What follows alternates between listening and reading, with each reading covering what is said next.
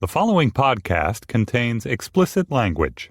Tell Mr. Trump you want to meet him. I love you, Trump! Nobody used any racial slurs.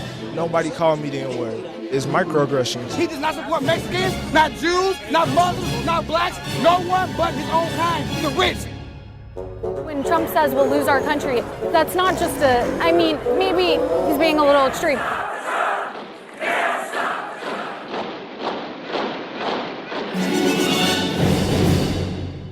Hello and welcome to Trumpcast, the show about the man who may have paid $60,000 for his hair. I'm Jacob Weisberg. So, if you've been listening to this show, you know that we like to satirize Donald Trump, the ridiculous things he does, the ridiculous things he says. But it's hard to outdo Trump. He always manages to say something that's more ridiculous than we manage to imagine. We're talking about a guy who talked about his junk in a presidential debate. How do you top that? To talk more about the problem of satirizing the unsatirizable, I'm joined by Peter Sagal, the host of NPR's Wait, Wait, Don't Tell Me. But first, let's do the tweets. Amazingly, with all of the money I have raised for the vets, I have got nothing but bad publicity from the dishonest and disgusting press.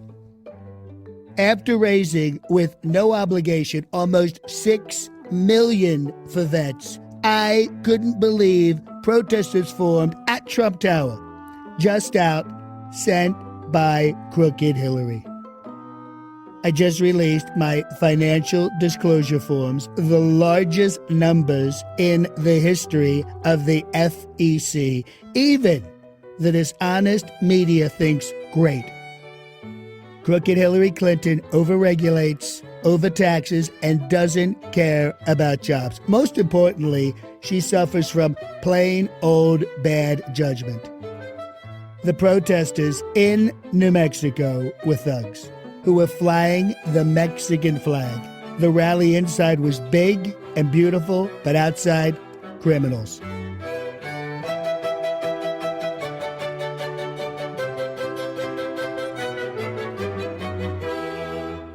My guest today is Peter Sagal, the host of Wait, Wait, Don't Tell Me. That's the show that makes my whole family want to get in the car and drive around on Saturday. But I have to say it's a little bittersweet for me because it always feels like a great party where all my friends are and I'm not invited. You're invited. We just don't want you to come.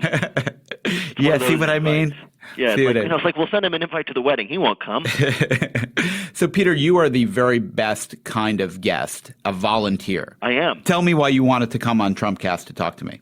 Because there are some things that I just cannot say in my regular gig hosting Wait, Wait, Don't Tell Me, and I want to say them, basically. And the things that I can't say on Wait, Wait, Don't Tell Me are the sad and woeful things that I don't think our Saturday morning audience of families driving to soccer practice would like to hear.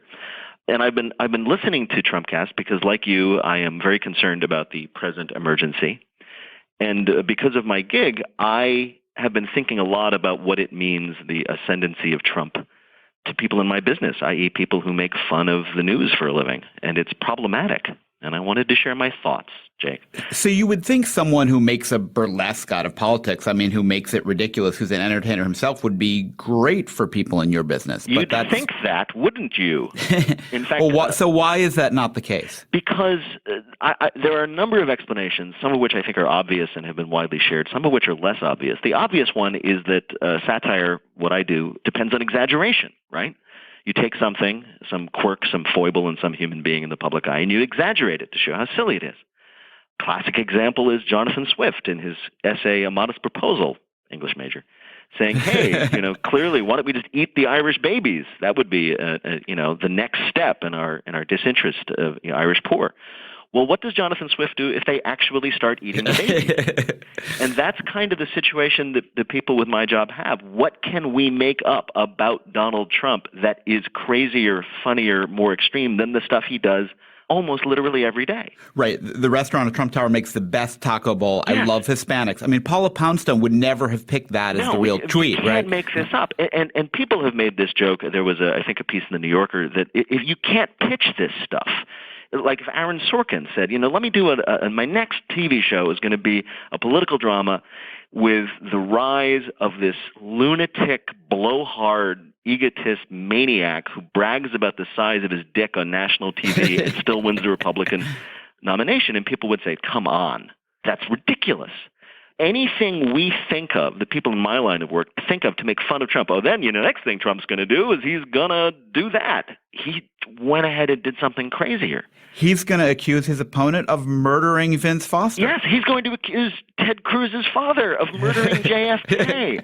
I mean, the first time I noticed this, it was very subtle. He came on to a rally. This was way back when nobody was worried about him, and he was just in some rally. This was last summer. And he came onto some rally, and his entrance music that he picked was REM's End of the World as We Know It. And I saw that, and I said, that is a joke that not only would I make, I'd be proud of making. And he went ahead and did it.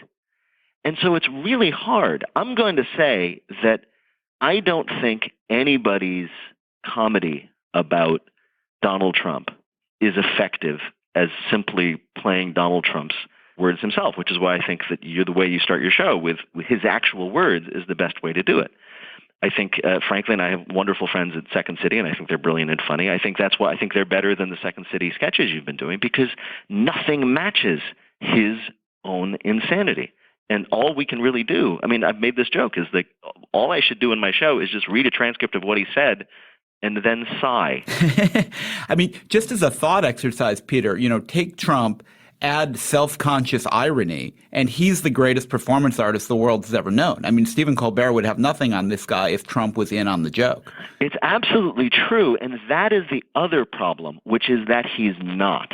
And this is something that I haven't seen as widely discussed as my first point, which I've seen all over the place. We have a rule on our show. It's mostly unspoken because it doesn't have to be, is you don't make fun of the mentally ill. You don't make fun of people who are victims of whatever disease, whatever, because it's not their fault. To give you an example, there was a guy who somehow got the Democratic nomination for Senate a few years ago against the widely popular incumbent. He had no chance. And this guy was crazy. He just said all these very bizarre things. And we looked into it, and it turns out he really was kind of crazy.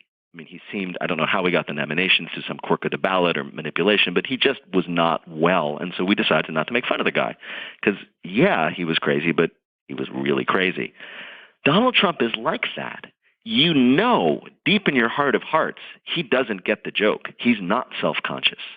That if you said to him, and people have done this, that's crazy, the thing that you just said is not true and it's ridiculous, he'd just stare at you with those beady little eyes and deny it or not find it funny, as opposed to normal human beings. Like, you can make fun of Jeb Bush, to take a recent example, for his please clap moment, which we and a lot of other people had a lot of fun with, in part because in his heart of hearts, he knew it was silly, that there's a humanity there, a foible that you can make fun of with almost his understanding. I think this is also true of his brother, George W. Bush, who, whatever his other qualities were, he was aware that he was an imperfect human being and did and said things to indicate that. And could laugh at himself, which Trump is one thing Trump cannot laugh at. Exactly. And in a weird way, in a way that I can't quite articulate as I'm making clear, it makes it harder to make fun of him. What I try to do anyway on my show is that I'm not trying to score political points no matter what people might think. I'm trying to make fun of people for being human, not for being, shall we say, wrong politically. And there's not a lot of humanity there to play with and to point out and to mock. There's just sort of weakness and terror and ego and whatever else is going on inside that head.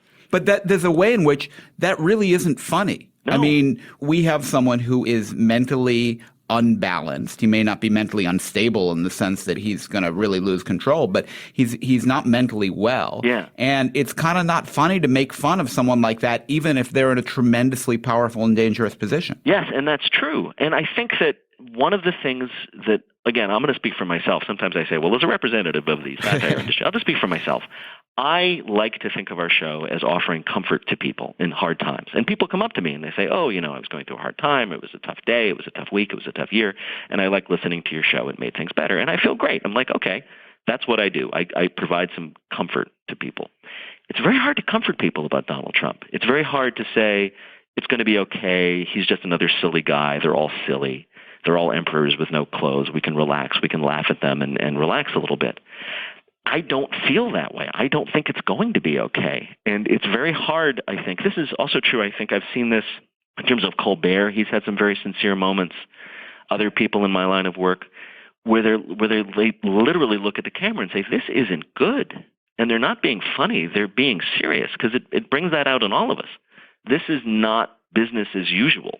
And I don't think that I've figured out a way to respond to it in the context of what I do for a living. And I don't think other political satirists or satirists have either, for exactly the reason you say. It's a real predicament. I mean, as a satirist, you have to go for the laugh. If you stop being funny, people stop paying attention to you. That's my job. It's what I do. And you could say the same for the Colbert Report or Saturday Night Live. But at the same time, they often want to hold up something political to ridicule, to expose the wrongness and ridiculousness of it. Yeah. But given the choice, you can't become a preacher. You can't lecture people. You have to find a way to mock it. Yes. And there's a tendency, I think, to fall away from that. One of the problems that Trump also presents, and this is related, is the question of partisanship. Okay? For the reasons I've stated, I don't want to add to people's anger. I don't want to be part of the thousands of voices that you hear every day in the media shouting that the other side is wrong. I want to be a nonpartisan show. I very rarely, I try never to make fun of a Republican, say, because his ideas, his political ideas, because he wants to lower the marginal tax rate, say, or give people vouchers for private schools. I mean, those are political issues, and that's not what I do. And I also want my show to be a place, and I'm pleased when people tell me this, that anybody of their political persuasion can enjoy it. Because, as I like to say, both libtards and Republic thugs like fart jokes. But when it comes to Trump, he breaks partisan bounds. There are lots of Republicans and conservatives who say he's not a Republican and he's not a conservative. If I treat Trump differently than I treat Hillary Clinton, am I being a partisan Democrat? Well, or am I just responding to the fact that he's really different than Hillary Clinton, and not just because of his political beliefs, whatever they may be? He represents a completely different thing than what we think of as the common political division. And so how do you deal with that without breaking my rules of sort of objectivity? And I think this goes even more seriously for the journalists who are trying to maintain balance and maintain objectivity and not be taking one side or the other. How do you call out Trump for what he is without seeming like you're taking a side in an election? It's really hard. It's really hard. I think you have to be a partisan Democrat with a lowercase d, which is that you defend the idea of the democratic process, because we have this election in which we have a Democrat running for president and we have a Republican demagogue running for dictator. Right. Exactly. And the response to that is, no, I'm sorry, you have to run for president and you can only be president, and we're going to call you out every time you act like Vladimir Putin or suggest that that's what you want to do. Right. And when I do that, when I say this guy is a lunatic and this guy is calling for, let's just say, take one of many examples. This guy is talking about people who own U.S. sovereign debt and saying, hey, we'll pay you back 80 cents in a dollar. And you say, that's how he's always dealt with the banks. Why should the Fed be any different? Debt. He's the king of debt, as you know. And you point out to people, you say, that's not just a bad idea. That's insane. It would literally destroy the world economy if he did that, if he even said he was going to do it. Can you say that without seeming to take a side in an election? I think you can take the side of sanity against insanity, and that's not the same as taking the side of liberals against conservatives. Right. And I think that we, and everybody, I think, who's talking about politics needs to thread that needle and to stand up and say, no, this is not Republican versus Democrat. This is democracy versus authoritarianism. This is, as Jake Tapper has said a couple times on his show, in increasingly frustrated tones when he's debunked whatever latest nonsense Trump has offered. Most recently, the Vince Foster stuff. He says, this isn't anti-Trump, he says, staring into the camera. This is pro-truth. And it's a weird position to be in. And it's a challenge that I never thought I would have as a guy who does political commentary and fart jokes on the weekends. So, Peter, when you first made this point, I immediately thought of this famous Philip Roth essay from 1961. He says being an American novelist in the middle of the century is basically impossible because you can't improve on reality. And I think he has a line in there. He says, reality is like an embarrassment to one's own meager imagination.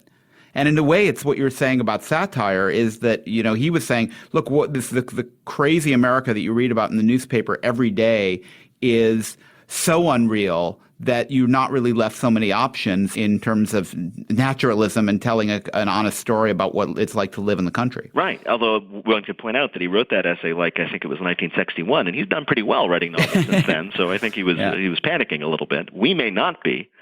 What Philip Roth was really writing about, I think, when I read the essay, was his own sense of impotency. Like, what can I come up with? What can I offer the world that's more interesting, more outrageous, more entertaining, really, than reality, which is related to the problem we're talking about. But there's a related problem. I won't call out him by name because he should speak for himself, but a friend of mine works for a well-known political comedian, somebody whose name you'd recognize. And he said that this political comedian looked around the room, having a similar discussion to the one we're having, and said, if Trump wins, what does it mean about us? What does it mean about me? What good have I done in the world if Trump can win? And there's this sense of impotence. This idea is like, we're all trying out there. You do this in your journalism and various publications and books, and everybody who works for you at Slate has done this, and I do this, and everybody in NPR does this. We try to bring truth to the world in our own way, me through fart jokes, you through books. And we try to say, hey, let's appeal to reason. Let's find a higher truth. Let's try to get along and agree on reality and not do silly things. And if we've been doing that for however many years, I've been doing my show for 18 years, and the country elects Trump anyway, it certainly shows we didn't have much of an effect, did it? Or 45% of the public votes for him and he loses. Yeah. We still haven't been living in the country we thought we were living in if 45% relate more to a Trump version of reality than to a reality version. Yeah, I mean, it's, Joe Scarborough, who I don't have a lot of wonderful things to say about. I enjoy shouting at him when I'm on a treadmill. He wrote an essay at the time that I thought was dumb. As time has gone on, I think it's smarter. Basically, he said, the reason you people, meaning you elites, you people like you and me who just are terrified and are confused by what's going on, the reason you don't understand Trump is you were watching Breaking Bad while the rest of the country was watching The Apprentice. And he's right, in a way, that my experience, what I assume is shared with you, I mean, I know your mom, I feel like we were kind of related. You were her favorite son. I know. She happened told to be me related. That. I just want to say that I did get to meet your mother, and she did say that she liked me more than any of her actual sons. So there. The point is that you and I do have this shared worldview, and we've totally missed what all these other people were doing and thinking. I don't think they were reading Slate. I don't think they were listening to Wait, Don't Tell Me. I think that we were under the impression, because everybody we talked to probably read Slate or listened to Wait, Don't Tell Me, that we were under the impression that, like, yeah, okay, we're speaking to an audience. They're responding to us. Maybe they're disagreeing. Maybe they're not, but they're on the same basic wavelength. And there's all these other people out there who just aren't in the same place as we are, aren't listening to the same things, aren't reading the same things, aren't thinking the same things. And that is, as well, it's disorienting. So we were living in a bit of a world of illusion, but they're living in a much bigger world of illusion. And what's going on is something that's very familiar. I mean, people have real problems. There's real economic suffering. There's real economic stagnation. And this person is coming in and says, the reason for your problems is foreigners. It's the Mexicans, it's the Chinese, it's the Muslims, and I'm going to solve it because I'm going to make America white again. I mean, make America great again. Excuse me. Yes, exactly right. This is a classic historical scenario of demagoguery. And the question is, we know how this story sometimes ends. How do we interrupt it with rationalism? It's really hard. And I have no solution. I'm going to continue doing what I do. That is, trying to make fun of him and trying to make jokes about him that people will enjoy. I don't have any illusion it will do any good anymore. I do think this, and I'm going to make a Nazi analogy, and I can do that because Godwin's law has been suspended, conditions approved until the election. Yes, we'll have an appropriate trigger warning. Exactly. But if you read William Shiver's book, or any other, I guess, popular history of the rise of the Nazis, one of the things that comes across is that during Hitler's rise, no one took him seriously. Weimar Germany equivalent of people like you and me did not take Hitler seriously. The international journalists from America who visited him, they reported that this guy's crazy. He's a clown. He looks funny. He talks funny. He rants. He's obviously insane. So we don't have anything to worry about, because what kind of sane democratic country, which Germany was, more or less, would ever give power to this obvious lunatic? And of course, they did. And one of the great errors of history was that the actual elites of Germany, Paul Hindenburg and those guys, said, well, this guy's a lunatic, but he has a popular following, so we'll support him to make use of his popular following, and then, of course, because he's dumb and a lunatic, we'll control him. And I think of good old Paul Hindenburg and the Zeppelin which was named for him whenever I see, the latest news that Marco Rubio is saying, yeah, well, I'll support Trump because that's better than Hillary Clinton. I'm not saying that he's Hitler, all right? I'm not saying that Trump is Hitler. He's not as good looking as Hitler. But there is a parallel to irrationality taking hold in a rational country. There is a parallel to people not seeing the danger because they think it's ridiculous. And there is a parallel to people who should know better throwing in with a non-serious figure because that non-serious figure, for whatever reason, seems to have tapped into public passions those supposedly smarter people think that they can use. And that's the sort of thing that keeps me up at night. Well, me too. But Peter, I have to say, for what it's worth, I think you're getting the approach exactly right, which is to treat this as abnormal, to take it seriously in some ways, to try to figure out ways to make it appear ridiculous, but recognize that we are not in a normal moment in American politics where two sides disagree but have fundamental agreement about the nature of the system. Yeah, absolutely. And I think that, I've been doing my show for 18 years. We've been making fun of Republicans. We had Clinton, we had George W. Bush, then we had Obama. We've been making our jokes, going about our business, doing okay, appealing to people. This is totally different. And I think just like political serious journalists have to think about what they're doing and apply in a different way, so do I and everybody else who does what I do. Peter, thanks for joining me on Trumpcast. My pleasure, Jake, and thanks for giving me a venue in which I can vent my darker feelings.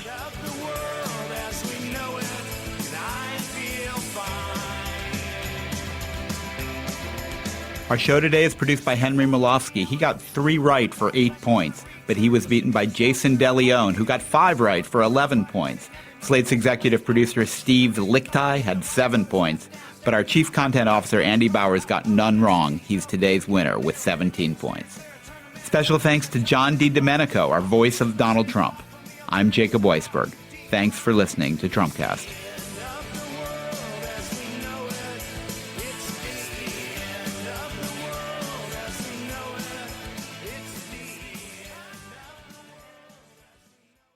But one last thing, when you were at Yale and I was at Harvard, did you ever think that you and I would be making our living flogging mail-order mattress businesses?